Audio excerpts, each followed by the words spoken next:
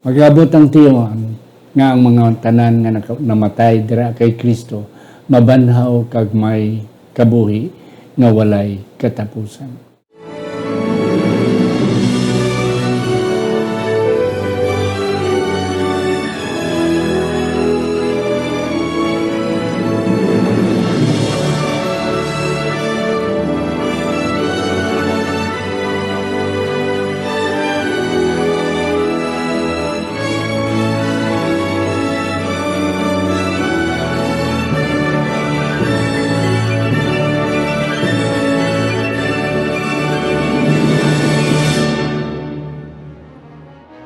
Ang pagtuon subong semanal nga pag-usisa, pagtalakay, pag-review sa atong leksyon sa eskwela sabatika. Ini isa ka Ilonggong version sa aton weekly Sabbath School lesson nga ginatunan sa bilog nga kalibutan.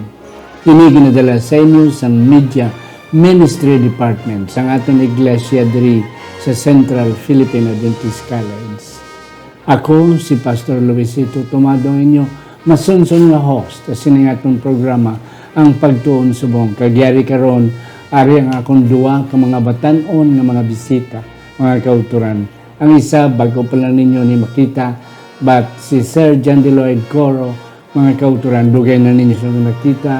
Isa siya sa aton mga professors diri sa School of Theology diri sa CPAC. Sir John Deloyd, may adlaw sa inyo. So dumado may adlaw, Sir Desmond. Kung sa aton man mga kauturan, mga kapaglaom, nga nagapadayon sa pagsubaybay sini nga maayo gid nga programa.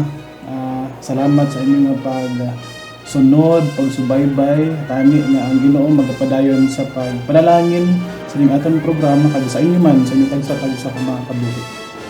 Yes, and that's correct. God will bless us as we continue our study. Ang ikaduhang author, bagon for the first time. Isa siya ka Tagalog apang iyatilawan ang maghambal sa Inulonggong author. He had been here, dugay na sa diri sa CPAC as a student, more than 5 years. Karon isa siya sa aton nga mga staff diri sa CPAC, mga kauturan, in charge sa spiritual development sa aton mga estudyante. Wala sang iban si Sir Judgment Higanti Caraballo. Sir, mayong adlaw sa inyo. Mayong adlaw, Pastor. Mayong adlaw, Sir John Deloyd. Mayong adlaw sa tanan. And maraming salamat po, Pastor, sa pag-imbita po sa akin sa sa araw po na ito. Yes, and that's correct. Mga kauturan. Ang aton leksyon, Sir John De and Sir Judgment, arin na kita sa lesson 8. The power of Christ's resurrection, ang gahom sang pagkabanhaw ni Kristo. Para ini sa Agosto 15, tubtob Agosto 22. Apang sa hindi pa kita magbasa sa atong teksto, mga kauturan, akon kamo na i-remind nga araman kita makita sa mabatian sa K5 News FM kada Biyernes sang gabi alas 8:30 tubtob alas 9. Luwas pa makita man kita sa YouTube kag sa Facebook. Hato ni ko ang atong mga ulo. Sa siningation ginoyari kami nagapalapit sa imo, nagakilala sa imo pagka-Dios. Karon Ginoo kabay pa nga imo kami tagaan sang kaalam sa paghangop. Labi na gid sining isa ka importante nga kabahin sang kinabuhi sang amon manunubos nga si Ginoong Hesukristo, nga siya nabanhaw gikan sa kamatayon.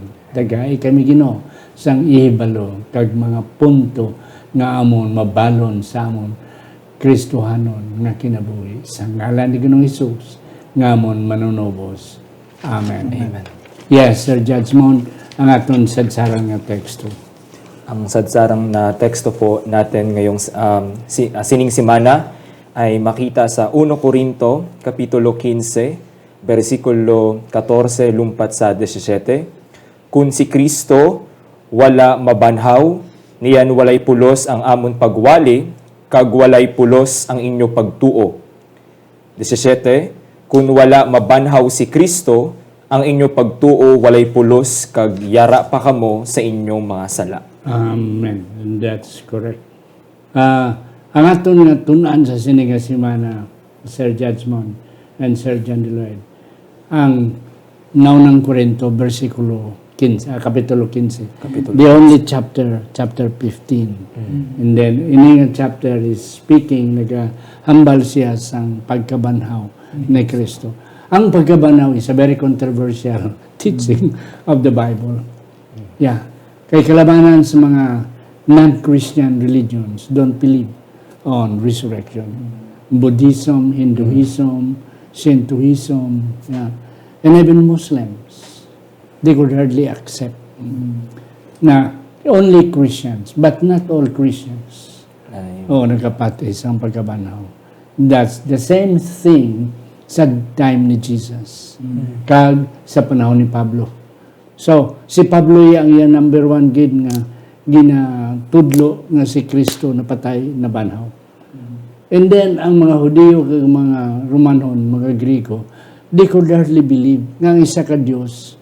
Kaya ginapaabot nila nga Diyos siya, powerful.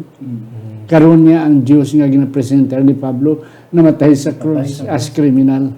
So, they could hardly accept there is a God na criminal plus nabanhaw pa. Napatay kang nabanhaw. Sir John Deloyd. Sakto ina, Pastor, no, nga sa mga tao sa Korinto, mga kauturan, nabudlayan gid sila sa pagbaton sa kamatuoran. Yes. Kamatuoran, makita natin sa Biblia. Kinabalaan man gud nila mga kauturan ang realidad sang tao kung mapatay. Madunot ang lawas, tapos mahimo nga abo, tapos mahimo nga wala na sing pulos. So, paano ang isa ka tao mabanhaw kung siya napatay na? So, nabudlayan sa Apostol Pablo sining kahimtangan sa iya pagpangwali dito sa Korinto. Yeah. Akong pagidugangan, Sir Judge mo, Sir John Deloyd, ang Romans bla may filosofiya sila. Sa siling sila be merry, enjoy, eat, and be merry today for tomorrow you will die. Kay sabihan sang kamatayon, wala na. So, take everything right now because tomorrow you will die. Sir Judge mo, anong share mo din sa ating introduction? Opo, na talaga pong tama nga din naman po, Pastor, na sa panahon po na nagbabahagi po si Paul ng gospel po about po sa pag-resurrection po ni Jesus, ay yung iilan po at mismo sa lugar po ng Korinto, ay ito po yung pinapaalala po ulit ni Paul mismo na kung papaano na buhay ulit ang kanilang tagapagligtas. And it is a crucial din po sa atin na ang sabi nga po sa lesson po natin na kung si Jesus po ay hindi nabuhay, ano po kaya ang mangyayari sa atin? Yeah. Kaya po sa 1 Corinthians kapitulo 15, talagang binubuksan po ulit ni Paul yung atin pong pananampalataya at pag-iisip sa kung gaano kahalaga yung pagkamatay at pagkabuhay ni Kristo sa pananampalataya natin. And that's correct, Sir Judge Mon. Sir John Deloyd, karon bala kalabanan sa mga Christian denominations, Christian religions. Ang preaching is na sentro sa pagtuo kag sa grasya. Amo na ang pagpalansang ni Kristo sa cross na nagluwas sa aton. Pero wala na sing continuation after sa pagpalansang. Kaya mo na sila ni Pablo sa 1 Corinthians. Kung wala si Kristo na banhaw, wala na pulos ang aton pagwali about grace, about faith, about inang pagtuo. Wala na pulos. Because ang Diyos patay. Tama. That's why, makinananggit sa mabanhaw in order to make life mo sining aton ginawali. Proclaiming the resurrection of Christ. Sir John Deloyd. So sa mga kauturan, no, aton makita dire sa kapitulo 15 nga si Apostol Pablo nag-focus gid sang iyang pagpangwali mahitungod sa pagkabanhaw ni Ginoong Hesus. Ginwali ya ini dito sa mga taga Korinto. Ini man nga mensahe ginbaton man nila kag sila man nagpati sini, nagtindog sini, kag sila man nagapaminsar nga pinaagi sining sang maayo nga balita mahitungod sa pagkabanhaw ni Kristo nga sila may tsansa nga maluwas. Kag ini ila na intindihan nga ang pagkabanhaw ni Ginoong Hesus essential sang ilang nga pagtuo. In fact, kung ang isa ka tawo mga kauturan, nahunahunaan sa mga taga-Korinto, kung ang usa ka tawo hindi magpati sa pagkabanhaw ni Kristo, ang ila pagtuo, wala sila sing pagtuo dira kay Kristo. In fact, hambal diri sa English, denying it contradicts one faith in Christ. So basically mga kauturan, kung kita hindi magpati nga si Kristo na banhaw, wala kita sing pagtuo dira kay Kristo. Yeah. Basically. Kag ang aton pag-ali, wala pulosay mga silingan. Sir Judgment, ang punto diri, sang duwa ka semana nagligad, ang atong title is Spiritual Gifts. Isa sang spiritual gifts, kag sila ni Pablo, number one, the first spiritual gift is to preach the resurrection of Christ. Amo na ang isa sa mga ano ni. So, karon ang atong Sunday, Sir Judgment, is trying to prove that indeed Christ have resurrected. Yes. Yes. Kaya po, ang sabi po ni Paul doon po, Pastor, sa 1 Corinthians, sa verse 1 to 2 or sa verse 1 to 4 po, talaga pong pinatunayan po ni Paul mismo na kung gaano kahalaga din yung hindi lang po siya patungkol sa gospel, yung pinaka-vital sa pananampalataya natin. Ngunit pinatunayan din ito na kung ano yung propesiya na nababanggit doon po sa Old Testament. Na talagang ang kamatayan ni Kristo, it is fulfilled in the New Testament. And hindi lang po doon patungkol yung binabanggit sa Sunday po, Pastor, but as well as napakaganda na isipin natin na ang sabi po doon ni Paul, marami po ang naging witness sa panahon na mismo na namatay po si Kristo. At gaya po ng sabi nga ni Paul, kumbaga sa layman terms pa po, Pastor, pwede pa na sa panahon ni Paul, iilan pa yung mga witness doon buhay. Pwede pang tanungin. Kaya po, di ba? Masasabi po natin na talaga pong history events nangyari po talaga na nabuhay po si Kristo. Actually, Sir John Dillard, Sir Judgment, in the Old Testament, ang pagpirma-pirma sa papel is not that much. Kaya wala papel mo. When an agreement is made, hindi ang pirma-pirma. Ang witness lang. Basta may witness lang, dua or more, that's enough. Karoon niya, pirma-pirma din. May notarial public pa. Sa una niya, in the presence of two or more witnesses, that's enough. That's why sila ni Pablo, we have a lot of witnesses. Iban sa ila buhay pa. You try to ask them. They are witnesses of Christ's resurrection. Si Mary buhay pa. And then some of the disciples and apostles buhay pa. Balik ko sa imo, Sir Judgment, sa Monday, the risen Christ, our only hope. Anong mga punto during we will be able to get? Ang sulte diri, Pastor, sa Monday, if i-come po na ako siya sa English, without the resurrection, believers have no hope in the present, much less in the future. Kumbaga sa atin po ngayon, kapag wala po yung pagkabuhay ni Kristo, wala rin po tayong pag-asa sa pananampalataya na meron po tayo ngayon. Yun po yung gusto ko lang pong ipunto din sa Monday po, Pastor. Sir John Dillard?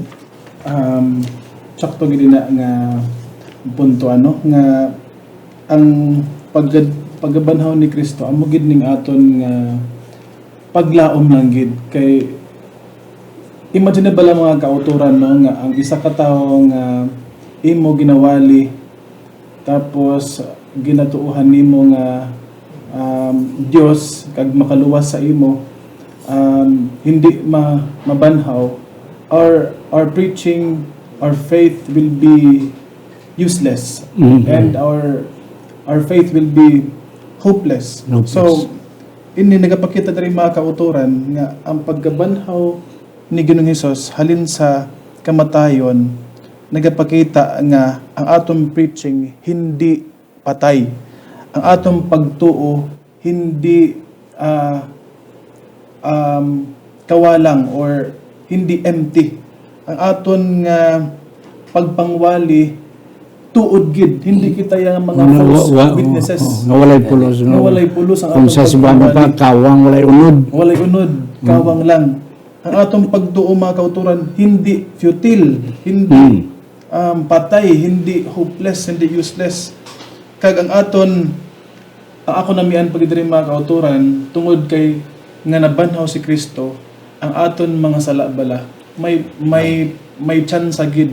Sure gid nga mapanas ang aton mga sala. Amen. Kag Yeah. ang ining pagkabanhaw ni Kristo mga kauturan, magapakita ang atong nagkalapatay sang una, may tsansa pa nga mabanhaw, nga Yeah. maupod naton sila sa Yeah. langit. Amen. Kaya kung wala pagkabanaw, kasi kanugon lang sa aton nga pagtuo sa kay Kristo, pag-aragad, pag-antos, paghalad, pagsimba, nga on the other side, wala manggali. Mas may pa nga, wala na lang talagang simba. The same sa ibandra nga mga makasasala, nga walay Kristo, napatay. Anyway, wala man pagkabanaw. And that's it. That's why Paul is trying to emphasize. Nga ang inyong pagtuo, ang inyong sacrifices, ang inyong pag-alagad sa Ginoo will be nothing if Christ have not been resurrected. Yes, may kadugang ka, Sir Jasmine. Ang pinaka-nindot din, Pastor, na talagang ang pinaka-punto rin na tama nga po yung sabi ni Sir John Deloy, na talaga pong if Christ is not raised sa atua, our preaching is empty. Wala gid pulos yung pagbabahagi natin ng pag-ebanghelyo. Yes. Wala gid siya laman. Kay ang gospel, the center, ang pinaka-center sang gospel ay si Kristo man, si Kristo man gid, Pastor. And as well as, na kapag yung resurrection is hindi tayo naniniwala din, Pastor, yung pananampalataya natin is empty din. Yes. Kaya nga po nang sabi ng teksto natin sa 1 Corinto Kapitulo 15, versikulo 14 po. Nasabi po doon na if we do not believe na kapag di po kita nagtuon na meron pong resurrection na nangyari sa panahon po ni Kristo, yung pananampalataya po natin ay patay. Yeah. And that's correct. Kanugon lang yun eh. Gani, Pastor. Yes. Useless nga. Sige, ang magtutom sa pag-alagad, kasimba kada Sabado, and then after a while, wala man. Yeah. Christ, the first fruits. Sergeant Deloyd. Oh. Pastor, nagapakita ini sa aton no nga ang tao makasala kag tungod sang sala mapatay. Ang nakanami sa ning pagkabanhaw ni Kristo nagapakita sa aton nga kita gali biskan kita makasala, kung ara kita dira kay Kristo, posible kita mabanhaw not because sa aton nga kusog or pagkamatarong, but because of the righteousness of Christ. So si Kristo ang first fruits. Kay nagapakita nga siya ang kung siya kung siya nabanhaw, kita man mabanhaw upod sa iya. Yeah. So ang kanami mga kauturan kay ining resurrection nagakonek ini dito sa aton pagtulunan sa baptism nga ang tao though makasasala, but because of baptism mapatay kita in Christ. Yeah. And then when we rise up from the water, we will be alive in Christ again. Yes. Amo ni siya ang nakanami nga si Kristo ang aton nga una nga bunga. Kung siya ang una nga bunga, kita man may chance nga makatagamtam sing kabuhi nga walay katapusan. Yeah. Isa pa yun, before na ko niya-tag sa mo, Sir Judgment. Ang isang first fruit diri, the way I understand, this is literal. Yeah. Why literal? Sa Biblia, sa Old Testament, kadamo sa nabanhaw. But they were not barren. Yes. Hindi halin sila sa grave. Ang bata itong nga bata sang balo to sa panahon ni Elisha. Okay, wala pa tumalubong mo. Wala pa. Okay, si Jairus, ang iyang bata, 12-year-old, napatay, wala pa tumalubong. Iniya, nalubong na si Kristo. So, you cannot trace and then see a record sa Old Testament and then the New na may nalubong kag na banaw. It's only Christ. So, amo na nga kita man, first fruit si Kristo, kita man, mabatay kita, malubong kita, yes, like Christ, we will also be resurrected. Sir Judgment. Amen po. Kaya po, ang sabi po sa atin sa lesson din po natin, that the ultimate Adam in the plan of redemption is Jesus submit himself para po mamatay at para po mabuhay ulit para po magkaroon tayo ng kaligtasan. Yes. Oo. And then, ang baptism, ang symbol sa baptism is burial. Yes po. And then, after that, resurrection. So, mo na siya. Tama. Balik ko sa mo, Sir Judgment, the resurrected body sa Wednesday. Okay po. Ang sa Wednesday po, sinasabi lang po sa atin po, Pastor, that we will have a real body. Kumbaga, sa panahon po na, ang sabi nga po ni Sir John De Lloyd kanina, na katulad din po sa atin pong pananampalataya din, na kapag tinanggap natin si Kristo sa baptisan, magkakaroon tayo ng resurrection din, pagkamatay at mabubuhay ulit tayo in Christ. Katulad din po sa Wednesday, na kapag darating daw po sa punto na babalik na ang Panginoon ng atin pong sa second coming po ng ating pong Panginoon Diyos. Pinag-uusapan po dito kung ano yung magiging katawan po natin. Ngunit ang sabi po ni Paul doon po sa 1 Corinthians Kapitulo 15, ang sabi nga po dito, we will have a real bodies but they will not wear down or decay. Sa kung papaano po na kapag tayo po ay namatay kay Kristo, pag natanggap po natin siya at kapag tayo po ay na-resurrect at muli tayong nabuhay kay Kristo, na tayo po, namatay tayo na galing kay Kristo, hindi na po natin mararanasan yung decay. Hindi natin mararanasan yung pagkamatay ng atin po na hindi na tayo magkakaroon po ng ganun because we know now is decay, sickness, and death. It's hard to imagine life without these things. But in Jesus, hindi na po natin siya mararanasan. Yes.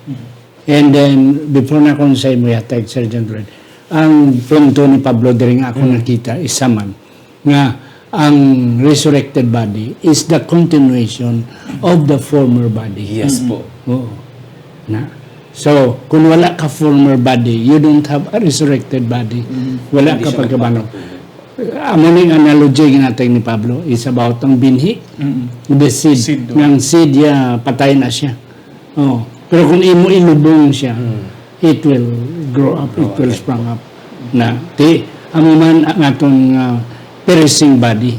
Ilubong naton because this is perishing. But it will grow into a glorious body. Amen. Yes, sir. Anong imo nakita diri sa aton nga Merkulis nga leksyon? Diri Pastor no, mga kauturan, so that's ako nakita diri nga ang resurrected body sumala pa sa ginhambal Pastor Tomado nga may mga analogies, tatlo ni sila kabilog. The body is like a seed, nga kung ang seed the seed must die first before it grows. It grows. Ang ikaduha mga kauturan, the analogy of bodies nga may lain-lain nga lawas, sa tawo, sa hayop. So may ara sing pagkaiba manggid kung kita mabanhaw kay from being corruptible into an incorruptible bodies. Ang ikatatlo nami pagid mga kauturan nga glorious ini siya nga body. Yeah. It just remind me mga kauturan sa panahon bala ni Adam and Eve nga ang ilalawas sa that time wala sing putos, mahimayaon sila because of the grace of God. Amo mana from we will be restored back to Eden. Restoration mga kauturan. Kag for sure mga kauturan, sama sa ginambal ni Pastor Tomado, from the Greek word soma, nga may ara sing continuation. Ining lawas naton before kita mapatay, same gyapon. Galing mga kauturan, hindi na ini madunot. Kag mahimayaon na. Yeah. May duwa ka, sa pagbalik ni Kristo, may duwa ka classes ang iyang samiton pasaka. Ato ang iyang samiton nga wala kaagipatay. Kag ang nakagipatay. Oh. The point is, in a click of a second, ato kita nga wala kaagipatay, yes, samiton kita, change na yun to immortal body. Amen. Yeah. Ang mga pataya has to sleep in the grave, and then they will be resurrected. And then Christ demonstrated na kung wala si Kristo nagpakita, sinanga mo na natabo, wala gidiya. We cannot expect that people who died in Christ will have resurrection. But Christ show it first to us, demonstrated it to us. Amen. Sir Judgment. Kaya po talagang yung sinasabi po ninyo po, Pastor, and Sir Coro po, talagang it is a good news Yeah. sa atin po, sa ating pong Yeah. pananampalataya. Okay, why nakita time last? Ang atong Thursday, balik ko sa imo, Sir Judgment, the final victory over death. What is being explained or being described right here sa atong Thursday? Okay po. So sa Thursday po, Pastor, binabanggit po doon sa 1 Corinto Kapitulo 15, verse 50 po. Ang sabi po doon, flesh and blood cannot inherit the kingdom of God. Ang sabi po sa atin sa Thursday, na ito po yung flesh and blood na sinasabi po ni Paul, ay ito po ay patungkol sa corruptible Yeah. na atin pong katawan. Yes. Na kung saan ay, kung pupunta na po tayo sa langit na bayan at tayo po ay, gaya po ng sa Wednesday, ay mararanasan na po natin yung magkakaroon po tayo ng we will undergo to radical changes or transformation sa buhay pananampalataya natin. Kaya po, yung sa 1 Corinthians 15 verse 50, in Jewish writing po, kapag sinasabi pong flesh and blood, ito po ay yung pagka-fallen humanity po natin. Yeah. Na kung saan po ang sinasabi po ni Paul, talagang maliwanag po, Pastor, na yung fallen humanity natin, hindi na makakatungtong doon sa langit na bayan, kundi it will be undergo transformation. Sa kung yung transformation na po na iyon ay yung pagbabago natin, hindi na po tayo magkakaroon ng decay. Yeah. At mention po doon po sa Wednesday, Pastor. Yeah. I will go with what you're trying to say. Flesh and blood. Yes, flesh and blood. It does not mean nga dito sa langit when we will be there sa immortal life na ton, wala ta flesh Opo, o wala yung ta literal. blood. Yeah. Oh. Yeah, because si Kristo nagpatao sa duta. Then kita naton flesh and blood. When he was resurrected, the same. Yeah. Ginikap gani ang iyang kamot sa mga disciples mga buho after sa iyang resurrection. So, most likely sa langit we have still the same. We have still the blood pero hindi na mamalat yun. Amen. Yeah, hindi na perishable. And that's so what Paul is trying to emphasize nga ang flesh and blood bala makasaka sa langit. No, what Paul is trying to emphasize is not literal blood and flesh, but the corruptible body. Yes, sir. Kanami mga kauturan no nga may tsansa pa kita mabalik sa tion sa panahon nga sama sa kay Adam and Eve nga daw flesh and blood sila pero mahimayaon na May sila. malayo na. Nami mga kauturan no nga ako nabasa diri sa aton lesson nga it is only when kung kita ang aton kaugalingon madula ang sinful nature, it is the time nga makaagum kita, makaagi kita sa ginatawag nga glorification. Manami mga kauturan no nga kita tanan mga sumulong kay Kristo tagamtam kita sa isang ginatawag nga pagka mahimayaon dira kay Kristo. Glorification. Amen. Yeah. Ini ang 1 Corinthians 15, 54 to 57. Among ginigamit sa mga pastor sa panahon sa lubong. Oo. Yeah. Oh, sa dito na sa patio, muna siya, okay, death is swallowed up in victory, o death, where is your sting, so forth and on. Kay Paul was trying to emphasize, nga, death is already conquered. Amen. Yeah. Amen. In Christ. So when we are in Christ, if ever we will die, that's victory already. Yes. Amen. Because you see, we are just waiting for the resurrection, the same as Christ was resurrected. Yeah, do you have some more, Sir Judgment? Kung titingnan din po natin po, Pastor, sa Webes, ang sabi lang po doon na yung sinful nature po natin is mawawala. And ang sabi po doon, this end of na ay ang sabi po doon kumbaga ito po ay patungkol sa foreshadowing the end of sin in death. Yes, kanami ang landong. Opo. Oh, palaabuton naton na atong natanaw sa palabuton nga wala nagkahum ang kamatayon. Amen. For the second time wala na. Karon niya gamana ng kamatayon. Yeah. Ang atong mga parinda, atong mga kilala, yun atong balaan, patay na the next day. Opo. Yeah, because death is still hemming that sting, but the day will come. Wala na kita sang time. Okay. Ngayon na lang ko Sir John Deloyd sa imong last take, and then eventually si Sir Judgment. Kanami nga mensahe mga kauturan nga kita biskan kita makasala but nakaagom kita sing tsansa nga maluwas man pinaagi kay Kristo. It reminds me mga kauturan sa panahon ni Lazarus bala. Ano bala ang aton mabatsagan kung aton mga hinigugma sa kinabuhi nga napatay sila nga when he comes ang kaluyan, kung kita man upod sa mga napatay, mabanhaw upod sa ila, or kung kita man mga kauturan upod sa mga buhi, makita naton nga mabanhaw ang aton mga hinigugma sa kinabuhi. Ang aton bala batsagon, I believe, labaw pa sa nabatsagan ni Mary kag Marta. Ano bala kanami mga kauturan, kung mag-updanay kita na banhaw, gin-translate, gin-sabdong, pakadto sa langit nun nga puloy-anan. Amen. Sir Judgment. Ako po, Pastor, ang mate-take away ko lang po sa atin pong naging lesson for this week na kung tayo po ay nawawalan po ng pag-asa sa pananampalataya po natin, hindi po sagot na isipin po natin na wala ng pag-asa. Wow, yeah. Yung kamatayan po ni Kristo ay isa pong isang pamamaraan upang isipin po natin na meron pong pag-asa sa buhay po natin. Na darating po yung punto na kapag tayo po ay namatay kay Kristo, muli natin po siyang makakasama. Amen. Ang naghatag sa aton mga kauturan sang kusog.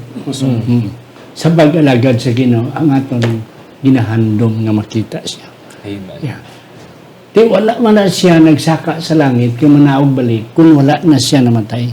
Because he came for the first time na matay sa cross sa Kalbaryo, na banhaw after 3 days.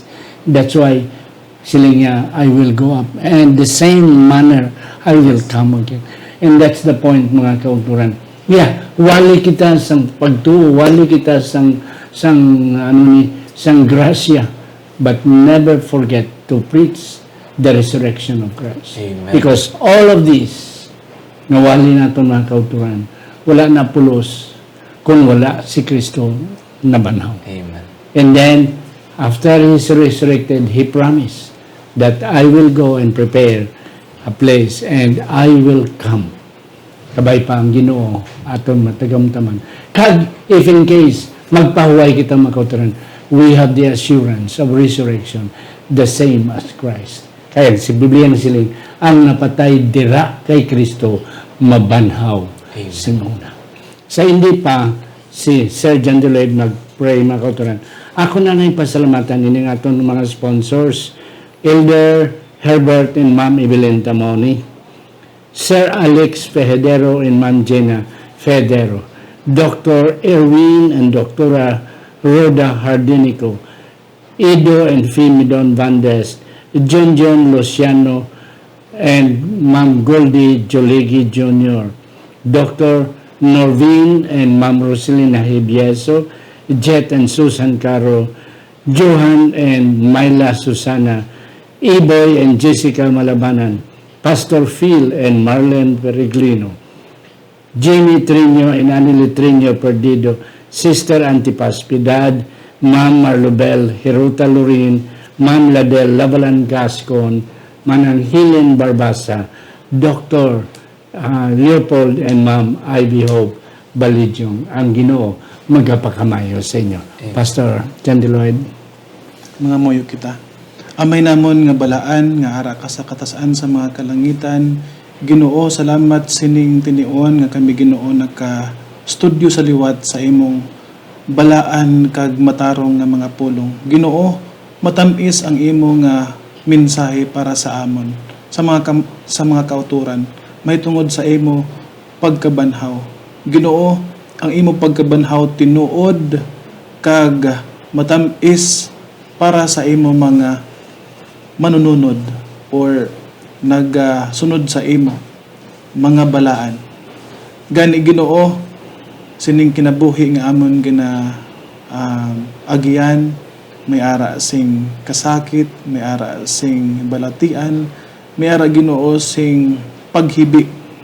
Kay kami Ginoo maka-experience pa man sing ang konsekwensya sining amon nga mga sala nga amon na natagamtam na inherit sa amon mga ginikanan. Apan Ginoo inintanan nga amon maagian mga balatian, decay, kamatayon, ini Ginoo maguntat matapos may ara sing katubtuban. Sa imo pagbalik Ginoo, daw kami mamatay, kami mabanhaw not because sa amon nga kusog o pagkamatarong, but because sa pagkamatarong ni Ginoong Hesus. Sa among pagkabanhaw, amon na Ginoo matagamtaman ang kabuhi nga hindi madonot, wala sing kasakit, wala sing paghibi, kundi kalipay nga lunlon kalipay upod sa imo dara sa ginghaan langit nun nga gingharian. Salamat Ginoo nga ikaw magapadayon sa pag-upod sa amon. Inintanan amon ampo o ginapasalamatan tungod lamang sa pangalan ni Jesus nga amon manluluwas. Amen.